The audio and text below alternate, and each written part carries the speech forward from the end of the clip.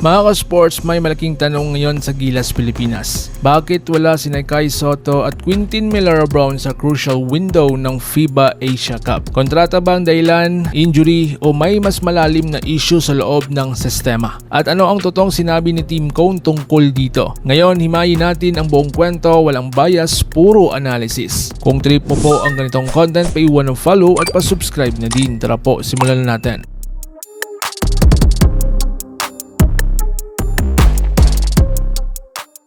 Mga ka-sports, ang malaking hamon sa Gilas sa FIBA Asia. Hindi po biro ang harapin ng ating national team ng Gilas Pilipinas. Makakatapat nila ang New Zealand Tall Blacks na top 3 sa Asia at Australia Boomers na number 1 sa Asia sa top 10 sa buong mundo. Ang frontcourt ng dalawang bansang ito ay punong-puno ng size, strength at international experience. Dito sa napapasok ang malaking papel ni Kai Sotto at Quintin Millera-Brown, pero bakit sila wala? Mga ka-sports, ano ang totoong sitwasyon ni Kai Sotto?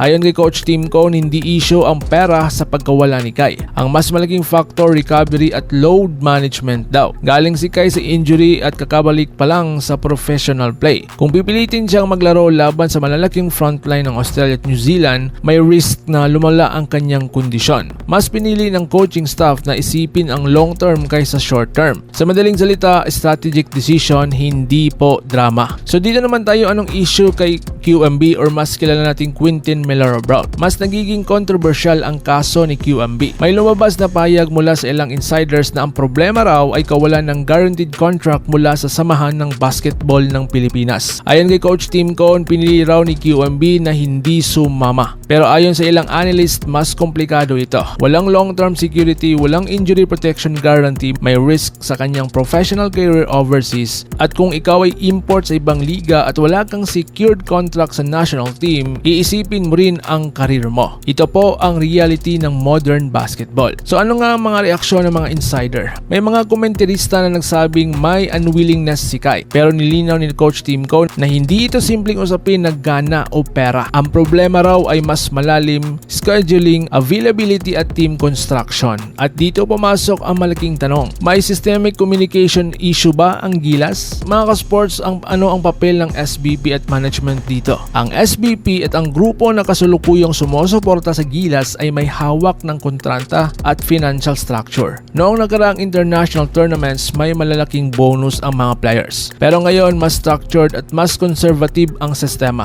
Ang tanong ng fans, dapat ba may standardized contract system para sa lahat ng national team players? Kung malinaw ang sistema, mababawasan ang speculation. So ngayon, sino ang papalit? Dahil sa pagkawala nila Kai at QMB, mas lalalim ang rotation ni na Justin Baltazar, Troy Rosario at ang upside, mas magiging mabilis at switchable ang lineup. Ang downside naman, kulangan sa pure rim protection laban sa malalaking kalaban. Sa totoo lang mga sports reality check sa FIBA Asia. Hindi naman guaranteed na panalo kahit kompleto ang lineup. Ang Australia at New Zealand ay may NBA level size, EuroLeague experience, physical defense system. Kaya ang laban ng Gilas ay hindi lang sa talento, kundi sa chemistry at discipline. So anong dapat mangyari? Para maiwasan ang ganitong issue sa hinaharap, unang-una, mas malinaw na kontrata structure. Pangalawa, injury insurance para sa national team players. At sumunod, mas transparent na communication. Kapag malinaw ang sistema, mas madaling makumit ang players. Sa huli, hindi ito laban ng Kai Camp versus management. Hindi rin ito issue ng pera lang. Ito ay usapin ng player protection, long-term vision, system improvement. Ang Gilas ay patuloy nang nagbabago. At bilang fans, mahalagang maging informed, hindi lang emotional. Kung gusto mo ng ganitong klase ng deep basketball analysis, like, comment at subscribe ka na. Laban Pilipinas puso, so paano? Ingat po kayo.